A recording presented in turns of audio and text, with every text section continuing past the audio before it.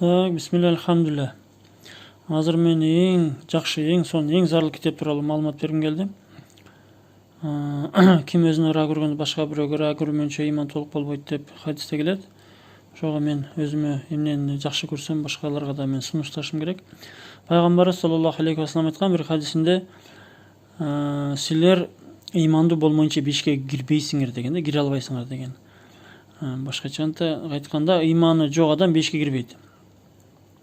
Иман дегенде ар ким ар кандай түшүнүшөт. Себеби адамдар шариатты, динди билбегендиктен жүрөгү таза болсо болду, намаз окуганым менен мен урдабайм, андай деп ушинтип түз жүрөм деп өздөрүнүн иманды эсептешкендер бар. Иман деген сөз бул кыргызча сөз эмес, бул арабча сөз, бул диний сөз.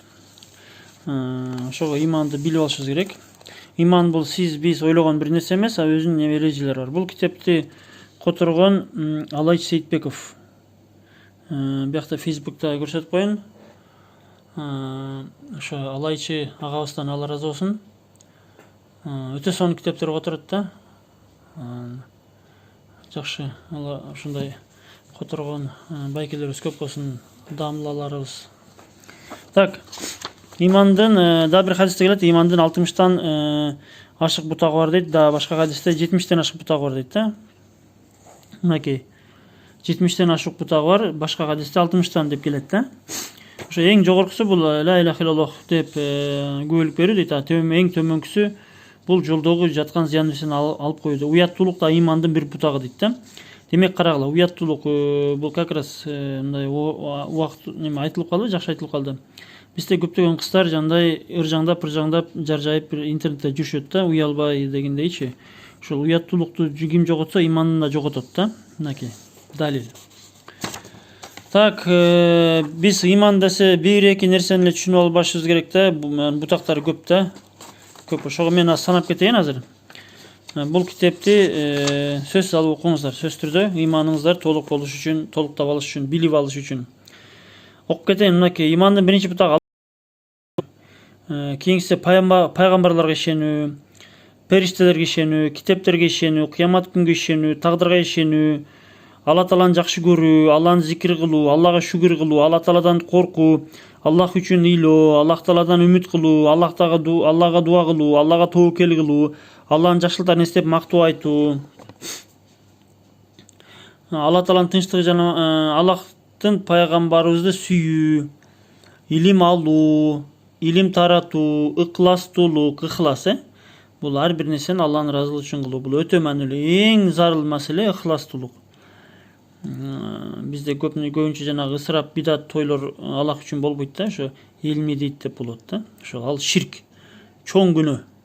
Кой эми уят мынтип берели, тигинтип берели деш бул күнөө да. Аллах үчүн кылыш керек, динибизде бар болсо. Тазалык, мынакей намаз окуу, зекет берүү, оруза кармоо, этикафка отуруу, бул мечитке отуруу, ажылык кылуу, курмандык чалуу, жихад кылуу, келишим жана убадага бек болуу, аманатты сактоо. Аманат, келишим, убада маселеси бизде өтө бир начар абалда. Кыргыздарда убадага турбайбыз, келишимдерди аткарбайбыз, аманат сактабайбыз да. Айта берсе мисалдар көп.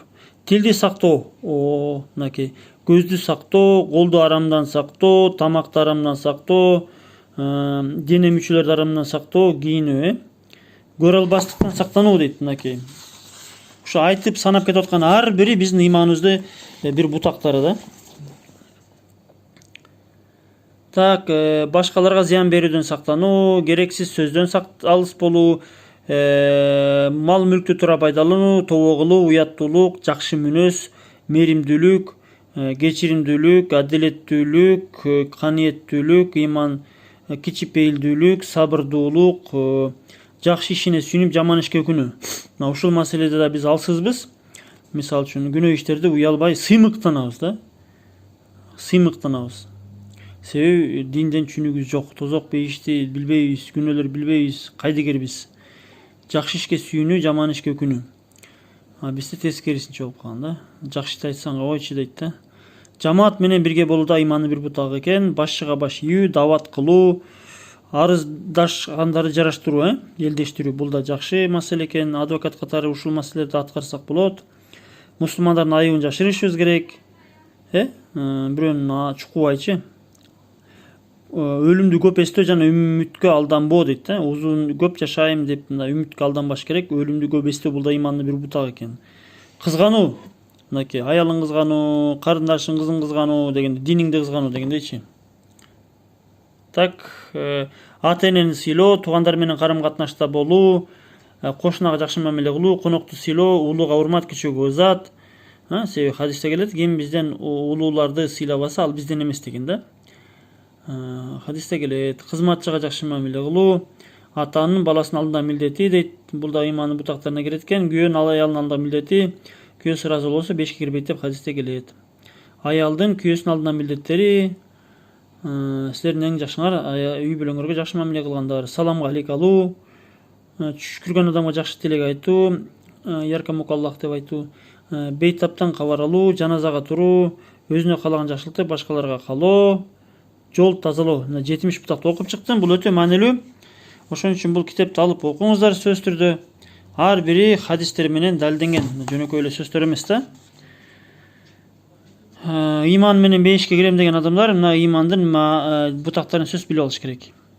Бул китеп иман бутагы, сырткы немеси иман бутактар Алай Сейитбеков 530 сом экен, балким 450, 500, 600 ушундай экен да кыскасы. Исламский дүкөндөрдөн ала аласыңар. Ушул имансыз бейишке кире албайбыз. Имандын ар бир бутагы маанилүү. Анан бир эки нерсе менен эле биз имандуубуз деп өзүбүздү алдабашыбыз керек.